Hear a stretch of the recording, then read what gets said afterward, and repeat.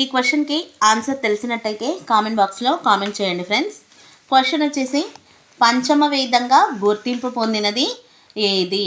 పంచమ వేదంగా గుర్తింపు పొందినది ఏది?